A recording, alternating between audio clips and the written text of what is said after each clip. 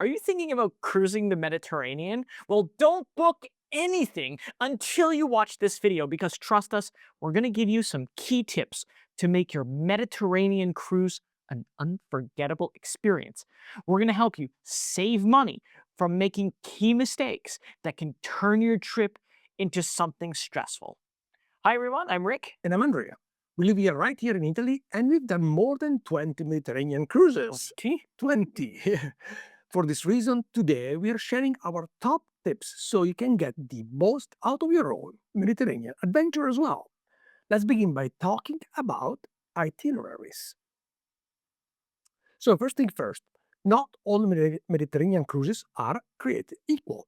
You have typical three main routes: the Western Mediterranean, the Adriatic, and the Eastern Mediterranean. The Western itineraries usually include Spain, France, and Italy, and they are usually 7 nights long. Generally, they can start in Barcelona, Civitavecchia, Marseille, or Genoa. These itineraries are perfect if you want to explore some of the big cities in Europe, going to sightseeing and visiting places like Naples and Pompeii. They are also great for first-time Mediterranean cruises because they allow passengers to explore several countries and several important cities like Barcelona and Rome in one single trip. Lastly, Western Mediterranean cruises usually do not have tender port, which is perfect for passengers with mobility issues. And this is a very important thing to keep in mind.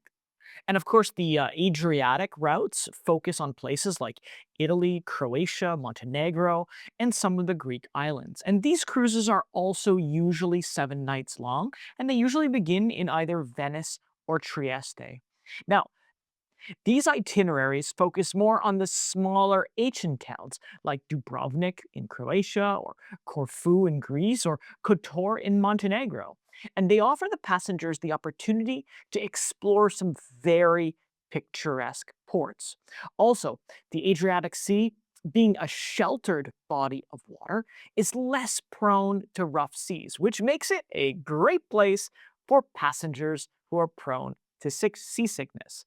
And then, of course, there's the Eastern Mediterranean cruises, usually dedicated to the Greek islands and sometimes even Turkey and Malta, which are perfect if you want to hop between Santorini, Mykonos, and Crete, all at a relaxed pace.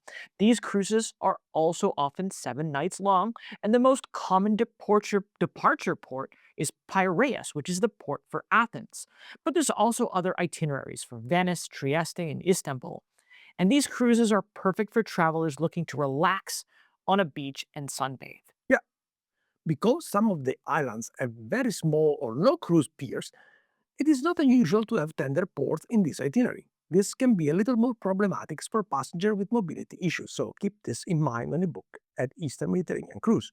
Those are the most common itineraries, but also there are many cruises that offer a combinations of the previous itineraries, and they can vary in length between 14, 21, and even 28 nights, combining the Western Mediterranean with the Eastern Mediterranean or the Eastern and the Adriatic Mediterranean. Lastly, if you got extra vacation days, look out for longer cruises that are repositioning. These itineraries can take you along the Adriatic, even between the Mediterranean and other parts of the world, like the Caribbean or the South America. Once we took a repositioning cruise from Savona, Italy, all the way to Dubai through the Suez Canal, and we loved it.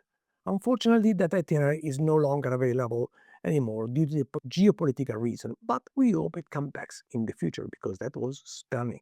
Absolutely. All right, so let's move on to another important tip about cruising the Mediterranean, and we'll talk about the ports.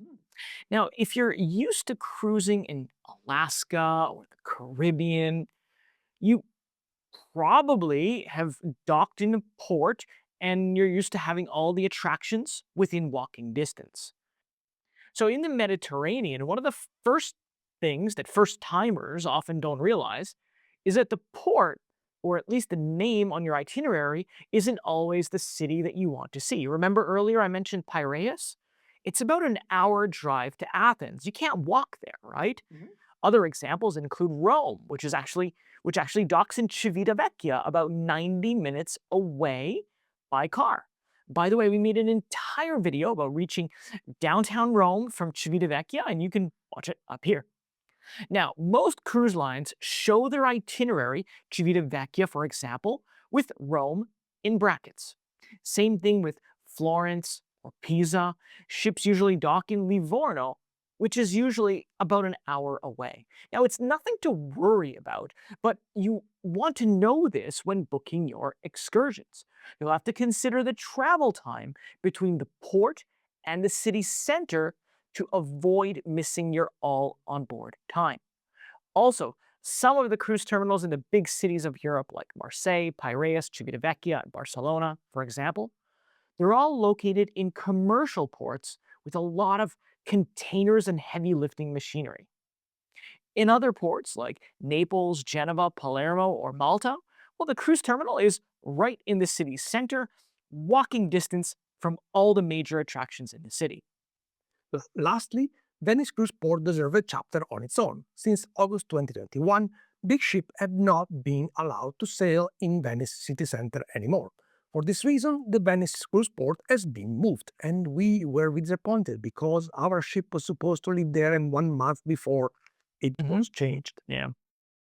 Some ships nowadays dock in the nearby commercial port of Marghera, and passengers are shuttled from the Venice Cruise Terminal to Marghera.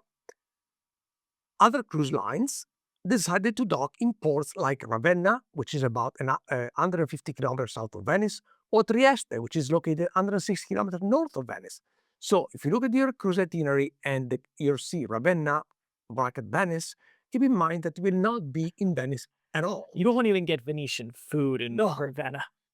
All right, so moving on to our next tip about cruising the Mediterranean, and we should talk about the pre and post cruise experience. Now, if you can swing it, always add a day or two before and after your cruise in the embarkation and disembarkation cities. And these places are often destinations themselves, right? Yeah, Rome, Athens, Barcelona, and Venice are bucket list destinations, and you want to spend some time visiting them. So keep it in mind before and after the cruise. Arriving a day earlier also help you with the jet lag and gives you a buffer in case flight delays, train strikes, and traffic. By the way, this is a good for tip for cruising in general, not just in Mediterranean. For example, a few years ago, we were supposed to board a ship in Southampton, in England, and we discovered that the day we were supposed to board, there was a train strike in England. Nothing running. Nothing was running. Fortunately, we were spending a few days in London before our cruise, and we were able to get to Southampton the day before, so we did not get affected by the strike. That they saved us some major headaches Yeah, because, yeah, absolutely. And actually, we got insurance for the hotel on top of that. I yeah, remember. Yeah, incredible. And of course, if your schedule allows, do stay after the cruise to explore even more. Some of our best memories are from those extra days that we stayed on land. yeah, Now, time to move to another very important tip about cruising the Mediterranean, and we need to talk about seasonality because, folks, timing is everything. mm, So when should you cruise the Med? Honestly, I would say avoid July and August if you can. It's going to be hot, crowded, and prices are at their peak.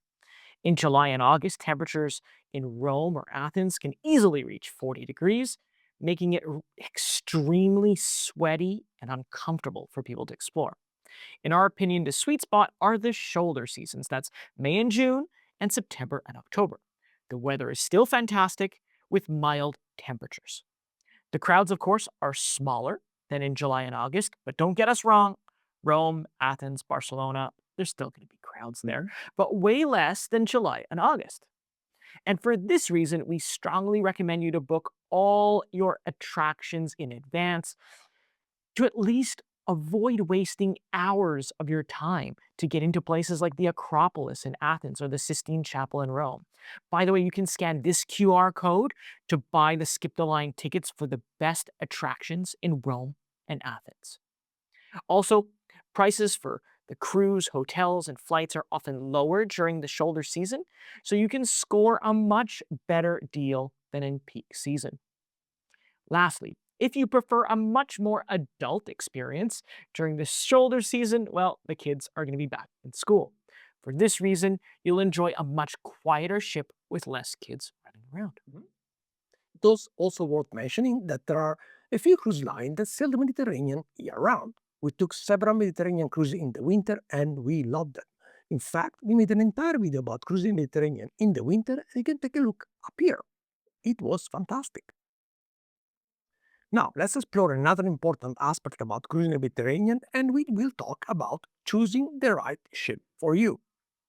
Between April and October, practically every cruise line has one or more ship in the Mediterranean.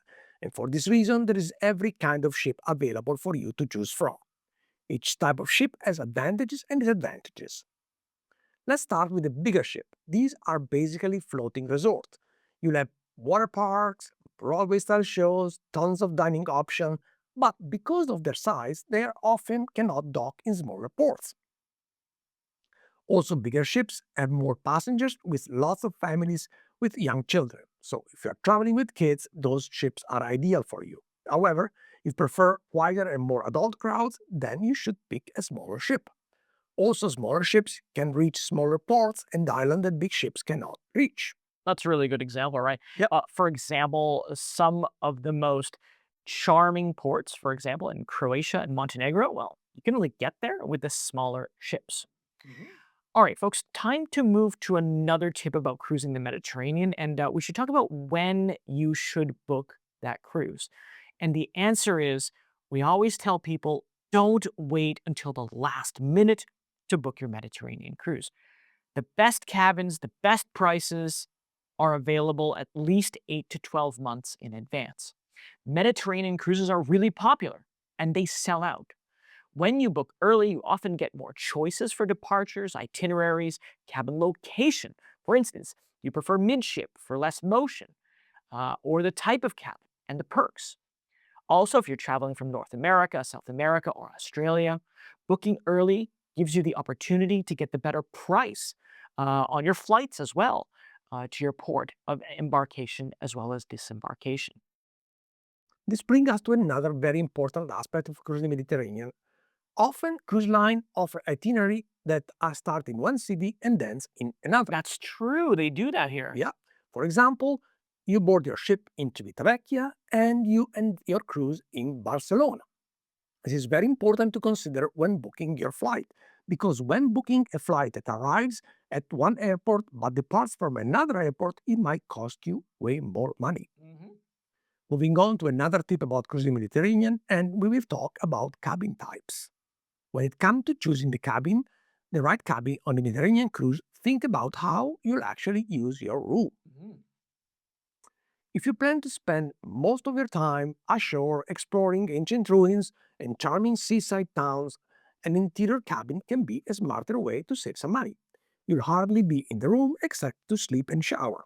Exactly. But if you do love the idea, of course, of sipping coffee on your balcony while sailing past, oh, I don't know, Capri or one of the Greek Isles, well, then upgrading to a balcony is going to be worth every penny. Absolutely.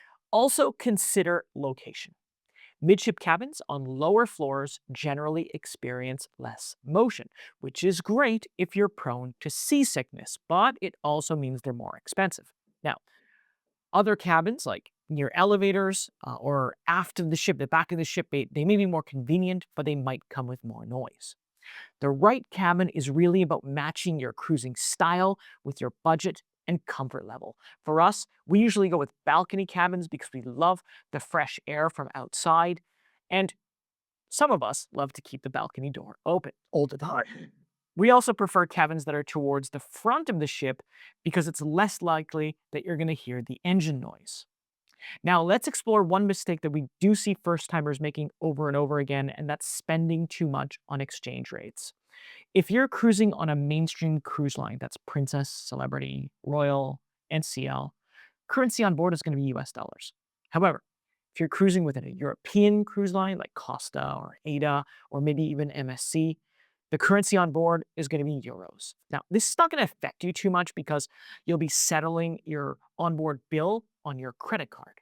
However, when you're in port, you're going to need euros. Most places accept credit or debit card to pay. However, you will need some cash from time to time, mostly for things like bathrooms and tipping, and when the machine doesn't work. Yeah. Now, to get cash, avoid the currency exchange kiosk because they usually give you terrible rates. Use the ATMs that are attached to the major banks to get the best conversions. Now, say you plan to bring with you like 500 bucks or more. Well, for that, we suggest using an online money exchange service like Wise. With Wise, you're pretty much guaranteed to get the lowest absolute rate possible. Everything is electronic, super easy to use. Actually, I use it at least once a month to change money. You can scan this QR code if you want to check them out. Oh, and as a bonus, right? You want to watch out for the dynamic currency conversions. This is a question you'll get on the little point of sale machines when you're buying something at a store. Always choose to be charged in euros, not dollars, when you use your card. Otherwise, the machine is going to choose the exchange rate. Right. Crazy. Lastly, some ports, especially in the Greek island, now charge a fee for cruise passengers to go ashore. For example, Santorini charges 20 euros per person during peak season and 12 euros during shoulder season. Cruise line usually charges the fee on your on-board account, so you will not notice, but be aware. All right, so let's explore another aspect of cruising the Mediterranean, and we should talk about packing, right? Because at some point, it's going to be time to go. Packing for the Mediterranean is all about comfort and versatility. Think light, breathable clothing for the summer and light layers for the spring and fall. Always check with the cruise lines about the dress code for dinner because during the day, shorts are often allowed in the main dining room and other restaurants on board, while at dinner, almost all cruise lines will require pants. Also, some cruise lines are going to have some themed parties, such as a white party. So you'll probably want to at least pack something for that. We also recommend a light jacket for breezy evenings on deck, and don't underestimate how strong that Mediterranean sun can be. So bring a good sunscreen and a hat. And of course, if your ship offers a laundry package, definitely buy it because it'll be worth it. Lastly, keep in mind that to reach the port, you may need to take trains or buses. So try to pack light and avoid big, bulky bags that you have to lift up and down those trains. Let's move to our last tip about cruising the Mediterranean, and we will talk about doing too much. Most Mediterranean cruises are port intensive. You might be in a new city almost every day, which is amazing, but also exhausting. Yeah, trust us, you'll want a balance. Schedule a couple of guided tours, but also leave time to just wander and take it easy. Pacing yourself means you won't come back home like you need another vacation, which Actually, is too wrong, we but hear that a lot with first-time cruisers, yeah. actually. We understand that you come all the way to Europe and you want to see as much as you can, but if you get too tired, you won't be able to enjoy what you see. So keep this in mind. These days, we have done so many Mediterranean cruises that in some ports, we don't even get off the ship. Mm. We just stay on board and enjoy the quiet pools and the spa. Well, folks, there you have it. These are 10 tips to optimize your Mediterranean cruise. If you found these tips helpful, give this video a like, subscribe for more travel and cruise advice, and let us know in the comment below what's your dream Mediterranean port of call. In the meantime, thank you so much for watching, and we'll see you next time, and maybe even on board. Yeah, Ciao.